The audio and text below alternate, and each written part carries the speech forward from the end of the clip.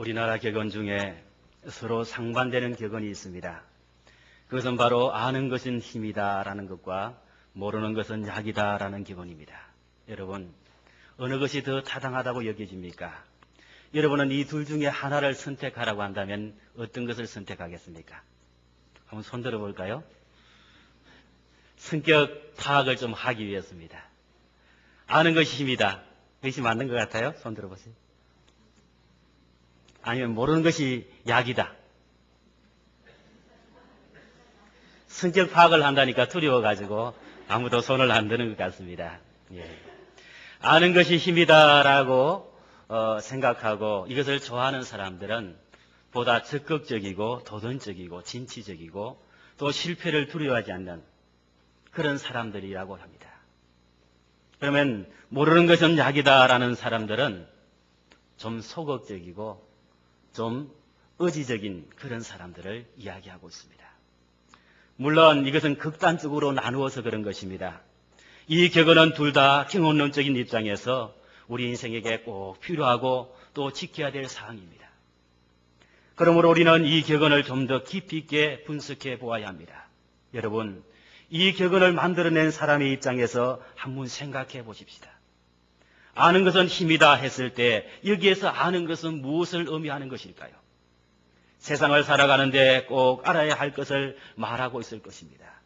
여기에서 아는 것이란 우리 인생에서 꼭 필요한 것들, 즉 좋은 것, 선한 것, 유익한 것 등을 말할 것입니다.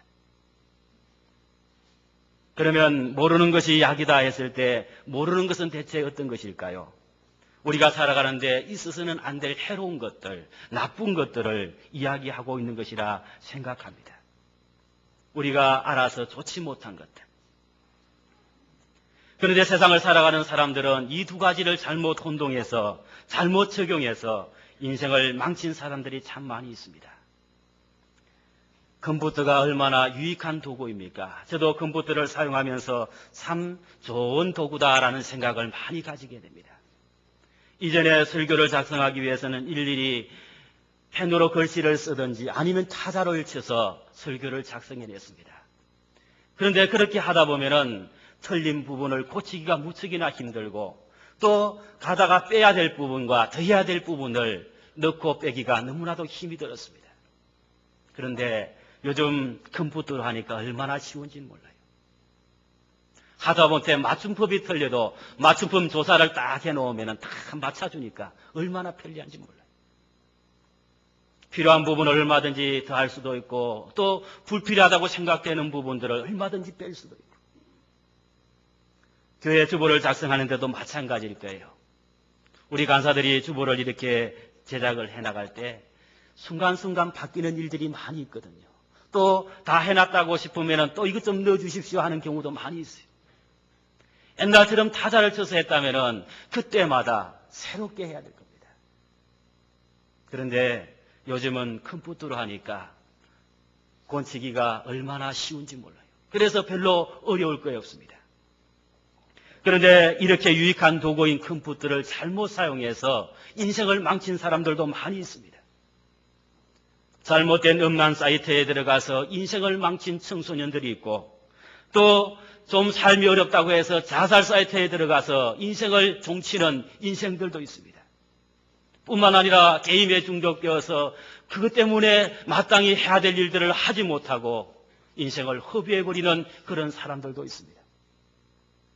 오늘 본문에도 보면 알아야 할 것을 알지 못하고 몰라야 할 것을 머리에 가득히 채우며 살다가 실패한 한 사람의 모습을 우리에게 비춰주고 있습니다. 바로 애굽의 바로 왕이었습니다. 그는 당시 세계 최강국인 애굽을 다스리는 왕이었습니다. 무소부지의 권력을 소지한 자였습니다. 신으로 군림하던 사람이었습니다. 하지만 꼭 알아야 할 것을 몰라서 물참한 실패를 경험합니다. 출애굽기를 계속해서 읽어보면 그는 무려 11번의 참패를 경험하게 됩니다. 이것으로 인해서 자신이 당한 고통, 또 그를 믿고 섬기던 애굽민들의 고통과 군사적인 실패까지 계속 실패의 삶을 살 수밖에 없었다고 하는 것입니다. 오늘 우리는 이 본문을 통해서 바로가 몰라서 실패할 수밖에 없었던 원인을 찾아보고 우리는 바로와 같은 실패하는 삶을 살지 않도록 교훈을 얻고자 합니다. 여러분, 바로가 몰라서 실패할 수밖에 없었던 것이 무엇입니까? 오늘 1절에 보니까 모세가 바로에 가서 말하기를 이스라엘 하나님 여호와의 말씀에 내 백성을 보내라. 그들이 광야에서 네 앞에 절기를 지킬 것이니라 하셨나이다.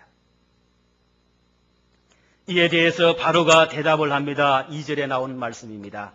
바로가 가로되 여호와가 누구간데 내가 그 말을 듣고 이스라엘을 보내겠느냐? 나는 여호와를 알지 못하니 이스라엘도 보내지 아니하리라.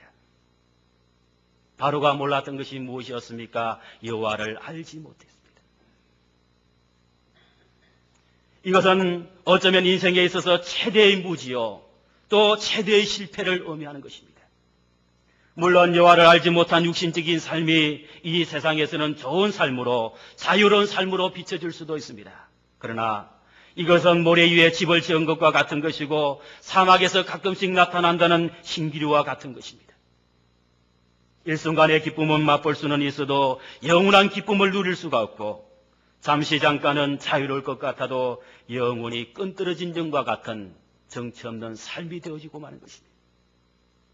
마치 방패막이 없고 바람막이가 없는 곳에 놓여진 티끌과 같은 인생으로 전락해버릴 수밖에 없다고 하는 것입니다. 뿐만 아니라 하나님을 몰랐다 하는 것은 근본을 몰랐다는 것입니다. 내가 어디에서 누구로부터 왔으며 지금 어디로 가며 또 어디에 종착할 것인가, 인생의 처음과 나중을 전혀 알지 못했다고 하는 것입니다. 우리 교우님들은 잘 알고 계실 줄로 믿습니다. 그런데 이렇게 잘 아는 분도 계시지만은 그러지 못한 분들도 많이 있습니다. 바로와 같은 사람들. 그래서 하나님을 조롱하기도 하고 하나님에 대해서 비판적인 자태를 가지고 채기도 하고, 그런 사람은 자신의 부모에게 삿대질하고 길러주시고 교육시켜주시고 사랑해주신 부모님들에게 언제 나를 길러주었느냐고 대드는 못된 자녀와 같은 것입니다. 우리나라 욕 가운데 근본을 모르는 사람이라는 욕이 있습니다. 이 말은 아버지 어머니가 누군지 모른다는 것입니다. 씨가 분명치 않다는 것입니다. 즉 부정한 방법, 음란한 행위로 낳은 자식을 말하고 있습니다. 얼마나 욕된 말입니까? 그런데 이런 욕은 누구나 다 듣고 싶어 하지 않으면서 근본을 모르는 사람으로 살아가려는 사람들이 심히도 많다고 하는 것입니다. 하나님을 알려고도 하지 않고, 하나님을 알려주어도 듣지 않고, 하나님에 대해서 듣고도 믿지 않고, 도리어 엉뚱한 것을 세워놓고 이것이 내 근본이며 우리의 근본이라고 주장하고 가르치는 일들이 얼마나 많이 있습니까? 여러분, 사람은 어디에서부터 출발합니까? 하나님에서부터 출발합니다. 진화론자들이 주장하는 아베바나 원숭이에서 사람이 나타난 것이 아니라 처음부터 하나님께서는 흙으로 사람을 창조하셨습니다. 원숭이가 우리 조상이라면 왜 원숭이를 우리 속에 가두어 놓고 재롱을 떨게 합니까? 안방에 모셔다 놓고 잘 대접해야 돼요. 이런 말도 안 되는 가설들을 세워놓고 이것이 맞다고 좋아하며 이에서 가르치고 있는 것이 오늘의 현실 아닙니까? 지금도 문제가 되고 있는 단군 신상의 문제도 그렇습니다. 한민족의 일체성과 주체성과 자주성을 일깨워주기 위한 것이라고 하지만, 그래서 초등학교 교정에 무려 5,000개 이상의 단군 신상을 세워놓았다고 하지만 과연 그런가 하는 것입니다. 단군이 조상이다, 단군이 우리의 근본이다 하면서 단군 신을 섬기자는 소행이 아니겠습니까? 이것은 바로 하나님을 알지 못하는 바로 같은 사람들이 만들어내는 어리석음의 소치인 것입니다. 오늘 본문의 바로도 그랬습니다. 그는 당시에 많은 애굽의 신들을 바라보면서 그들이 우리의 신이고 우리의 근본이다. 또 사람들이 애굽의 바로는 신이다 그렇게 말하니까 내가 근본이다 하면서 살았던 사람이었습니다.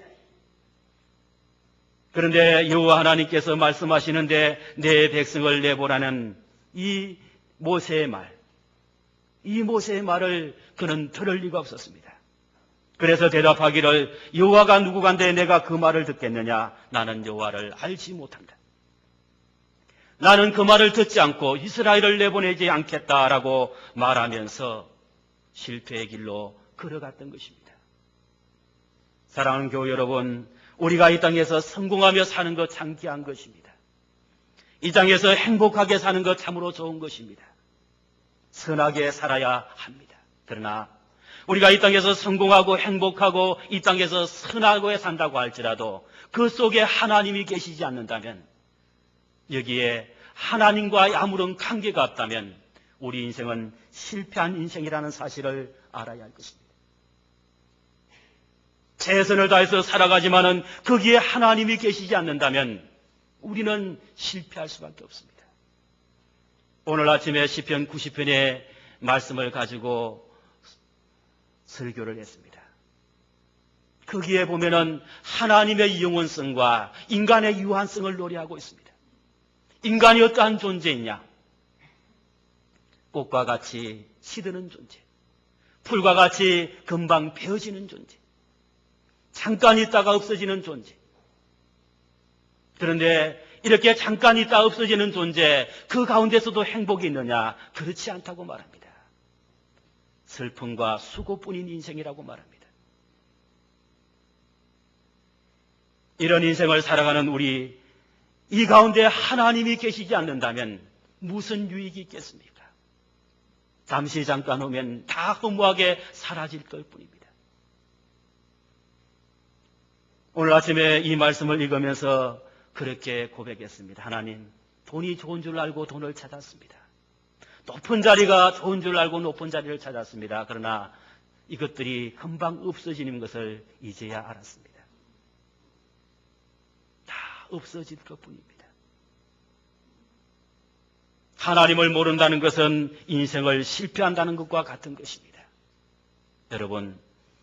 여러분은 하나님을 아시기를 힘쓰십시오. 하나님을 알기를 힘쓰십시오. 하나님께 모든 좋은 것이 다 있습니다. 하나님께서 우리를 챙겨주실 때 우리는 비로소 성공한 인생이 될 수가 있고 복받는 인생이 될 수가 있습니다. 바로와 같이 여호와가 누구냐? 나는 여호와를 알지 못한다는 인생은 비참한 인생임을 알고 하나님을 찾고 하나님을 알기에 더욱 힘쓰시는 여러분이 되시기를 바랍니다. 두 번째, 바로가 몰랐던 것은 예배의 중요성을 몰랐습니다. 모세가 바로를 찾아가서 이야기합니다. 우리가 희생을 드리겠습니다. 하나님께서 그렇게 요구하셨으니까 우리가 희생을 드리도록 광야로 나가게 해 주십시오. 그때 바로가 대답한 것이 무엇입니까? 왜 일을 쉬게 하느냐? 역사를 쉬게 하느냐? 가서 일이나 하라. 희생이 무엇입니까? 하나님 앞에 제사를 드리는 것입니다. 오늘날로 말하면 예배를 드리는 것입니다. 모세가 바로에게 예배를 드리고 오겠습니다 했을 때 그것보다는 일이 더 중요하다. 일을 하라. 물론 하나님을 알지 못하는 바로의 입장에서는 일이 중요했을 수도 있습니다. 그러나 여러분, 우리는 예배가 더 중요하다는 사실을 분명히 알아야 할 것입니다. 예배가 무엇입니까? 우리를 하나님께 드리는 동시에 하나님께서 주시는 말씀을 받는 시간이 바로 예배인 것입니다. 하나님과의 관계를 더욱더 돈독히 맺는 것이 예배입니다. 우리가 구원을 받으려면 어떻게 해야 됩니까? 믿음을 가져야 합니다. 에베소서 2장 8절은 이렇게 말합니다. 믿음으로 말미암아 구원을 얻었나니 이것이 너희에게서 난 것이 아니요 하나님의 선물이라. 우리가 구원을 받기 위해서, 영생을 소유하기 위해서는 믿음을 가져야 합니다. 그런데 이것은 우리에게서 난 것이 아니라고 했습니다. 누구에서 난 것입니까? 하나님께서 주신 선물이라고 했습니다. 어떤 자에게 이와 같은 선물을 주십니까? 하나님 앞에 나와서 예배 드리는 자. 예배를 통해서 주시는 말씀을 듣는 자에게 믿음이 생겨나고 이 믿음이 장성해서 우리를 구원케 한다는 것입니다. 믿음이 있어야 구원을 받습니다. 믿음은 바로 말씀을 통해서 생겨나는 것이고 성장하는 것입니다.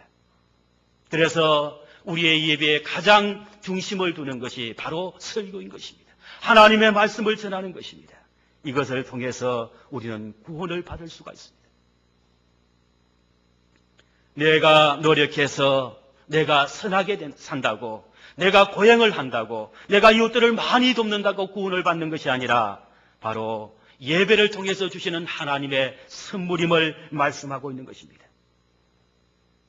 여러분, 오늘 우리는 예배의 회복을 시급하게 회복해 나가야 합니다. 지금 우리가 해야 될 일은 가장 중요하게 여겨야 될 것은 바로 예배를 회복하는 일입니다. 예배를 잘 드리는 일입니다. 형식적이고 습관적인 예배를 드리는 것이 아니라 내용이 있고 기쁨이 있고 창조적이고 하나님 앞에 온전히 몸과 마음과 정성을 드리는 그런 예배를 드려야 합니다. 오늘 아침에 교회에 나오실 때 어떤 준비를 하고 나오셨습니까? 오늘 가면은 이런 사람도 만나고 저런 사람도 만나는데 내 얼굴에 혹시 티나 있는가 싶어서 그것을 감추기 위해서 애쓰다가 나오지는 않았습니까?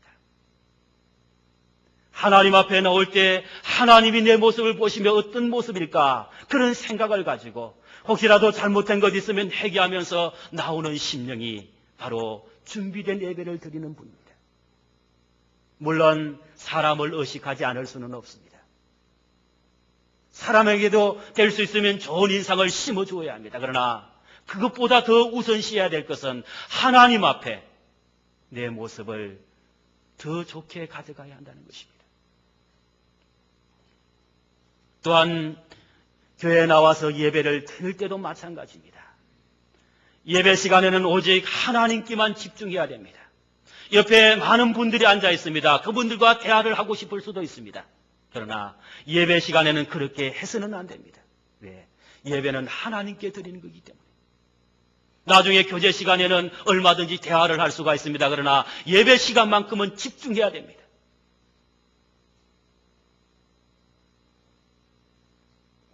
저도 뒤에서 예배를 돕다 보니까 자주 일어서야 되고 또 밖에 나가야 되는 그런 경우가 있습니다. 그럴 때마다 굉장히 안타깝습니다.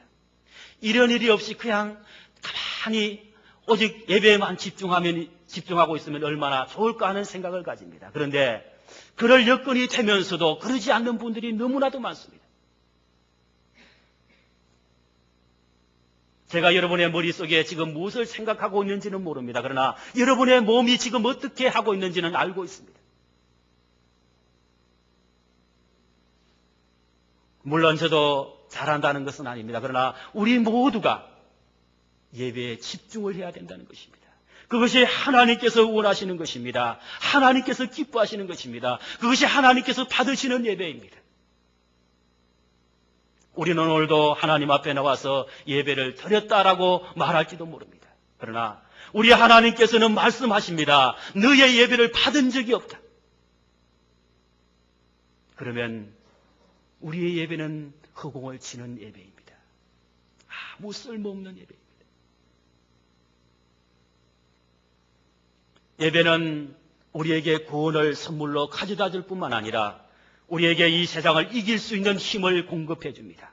마가복음 9장 23절에 있는 말씀입니다. 할 수 있거든이 무슨 말이냐? 믿는 자에게는 능치 못할 일이 없느니라. 하나님의 말씀으로 믿음을 성장시켜 나갈 때 그 믿음이 이 세상을 이길 수 있는 힘이 되어지고 능력이 되어진다고 하는 것입니다. 바로는 이 예배를 멸시했기 때문에 능력자가 되지를 못했습니다. 하는 일마다 패수를 두어서 실패할 수밖에 없었다고 하는 것입니다. 사랑하는 교우 여러분, 다시 한번 예배의 소중함을 일깨우시기를 바랍니다. 주님 앞에 나올 때마다 정말 오늘만큼은 하나님께서 기뻐하시는 예배를 드리고 돌아가야겠다고 마음에 다짐하며 나오시고 예배를 드리시는 여러분이 되시길 바랍니다. 세 번째는 바로가 몰랐던 것은 고난의 유익을 몰랐습니다. 모세가 바로를 찾아가서 우리 백성들을 내보내라, 절기를 지키겠다 했을 때 바로가 대답한 것이 무엇이었습니까? 너희가 게으르기 때문이다. 그래서 절기 타령이 나면서 놀려고 한다. 그렇게 말하면서 바로는 이스라엘 백성들에게 더 심한 노동을 강요합니다. 이전까지는 백도를 만들 수 있는 집을 주었지만은 이제는 그것까지도 주지 않고 스스로 주어서 만들도록, 이전과 똑같은 수요의 백자를 만들어내도록 그렇게 강요를 합니다. 이전보다도 이스라엘 백성들의 고통은 더했습니다. 바로는 생각하기를 이렇게 하면 더 이상 아무 소리 못할 것이다 생각했습니다. 물론 바로의 생각 절반의 성공은 거두었습니다. 이스라엘의 패장들이 찾아와서 모세와 아론에게 불평을 합니다. 당신들이 무엇이 간데 우리에게 이렇게 와서 이 일을 행함으로 우리를 더 힘들게 하느냐. 하지만 이것은 바로가 잘못 생각한 것입니다. 바로는 고난의 유익을 알지를 못했습니다. 고난은 사람을 실망케도 하고 염려케도 하고 걱정도 안겨주고 좌절과 실패를 경험하게도 하지만, 그래서 많은 사람들은 이 고난을 싫어하지만 고난은 다 그런 결과만 가져다 주는 것은 아니라고 하는 것입니다. 도리어 고난이 많은 사람들을 새롭게 만들고 강하게 만들고 창조적이고 적극적으로 만들고, 또 고난을 통해서 자신의 잘못된 모습을 점검하고 이웃과의 관계를 돌아보게 하고 하나님 아버지 영원하신 분을 바라보게 하는 유익을 가져다 주는 것입니다. 우리가 존경하는 신앙의 유인들이 다 이런 고난의 유익을 가졌던 사람들입니다. 아브라함과 야곱과 요셉과 모세와 또 바울과 다윗 같은 사람들, 다 고난을 통해서 큰 유익을 얻었던 사람들입니다. 성경에도 고난의 유익에 대해서 말씀하시는 구절이 많이 있습니다. 열왕기하 19장 16절에 보니까 히스기야는 사네립의 침공을 받게 됩니다. 엄청난 대군이 그 나라를 둘러쌌습니다. 이때 히스기야는 이 고통 앞에서, 이 고난 앞에서 하나님 앞에 무릎을 꿇고 기도하게 됩니다. 그렇게 했을 때 손 하나 대지 않고 그 대적들을 다 물리칠 수가 있었습니다. 마태복음 8장 25절에 보니까 예수님의 제자들은 바다를 건너가다가 풍랑을 만나게 됩니다. 이 풍랑이라는 고난을 통해서 그들은 기도하게 되어집니다. 그럴 때 풍랑을 잠잠케 하시는 예수님을 경험하게 됩니다. 사사기 16장 28절에 보니까 삼손의 기도가 나오고 있습니다. 끝없이 추락해 가던 삼손, 머리가 깎이고 블레셋 사람들의 놀이감으로 전락해버린 삼손, 그는 이런 고난 앞에서 하나님 앞에 드디어 기도하게 되어집니다. 이 기도를 통해서 살아생전에 못했던 놀라운 일들을 하게 되는 것을 보게 됩니다. 사무엘라 1장 11절에 보니까 한나의 기도가 나옵니다. 한나가 왜 기도하게 됩니까? 자식이 없다는 고난 속에서 그는 하나님을 찾게 되고 하나님 앞에 자식을 구하는 기도를 드리게 됩니다. 이것을 통해서 사무엘이라는 위대한 인물을 얻게 되어지는 것입니다. 고난은 우리를 실망케도 하지만 우리에게 기도하게 만든다는 사실을 기억하시길 바랍니다. 뿐만 아니라 고난은 하나님의 말씀으로 돌아가게 합니다. 시편 119편 71절에 보니까 고난당한 것이 내게 유익이라 주의 율례를 배우게 되었나이다 했습니다. 고난을 통해서 주의 율례를 배우게 되었다. 시편 119편 67절은 말합니다. 고난당하기 전에는 내가 그릇 행하였더니 이제는 주의 말씀을 지키나이다. 무슨 말입니까? 고난이 사람을 하나님의 말씀으로 돌아가게 했다는 것입니다. 고난이 하나님의 말씀을 회복시켰다는 것입니다. 그것뿐만 아니라 고난당하는 백성을 하나님께서 감찰하신다는 겁니다. 하나님께서 이스라엘을 돌아보실 때가 언제였습니까? 그들이 고난당할 때 그들을 돌아보셨습니다. 창세기 31장 42절에 보니까 하나님께서 언제 야곱을 감찰하셨느냐? 야곱이 고난당하고 있을 때.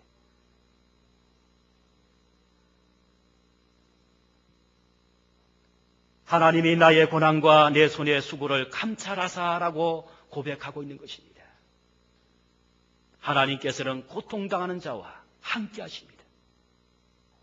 바로는 이것을 몰랐습니다. 그래서 고통스럽게 만들면은 더 이상 힘이 들어서 다른 말 하지 않고 내 명령에 복종할 줄 알았습니다.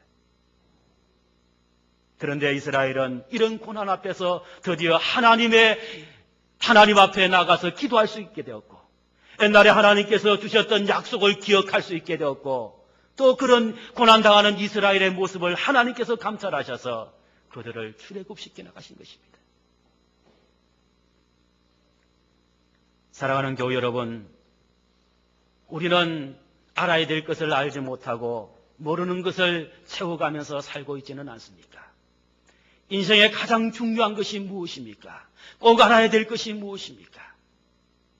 인생의 가장 중요한 것은 하나님을 아는 것입니다. 뿐만 아니라 그 하나님 앞에 예배하는 것이 소중하다는 것을 아는 것입니다. 하나님을 알고 예배하며 살아가지만 때때로 우리 인생에 걷잡을 수 없는 환난들이 옵니다. 그럴 때는 이것이 나에게 유익이 된다는 사실을 믿고 그것을 찾아나가는 것입니다. 이럴 때 우리 인생은 바로와 같은 실패하는 인생이 아니라 성공하는 인생이 되어줄 수 있다는 것입니다. 세상에서 선한 일을 많이 한다고 해서, 좋은 일을 많이 한다고 해서, 사람들이 우러러본다고 해서 그 사람이 잘 사는 사람이 아닙니다.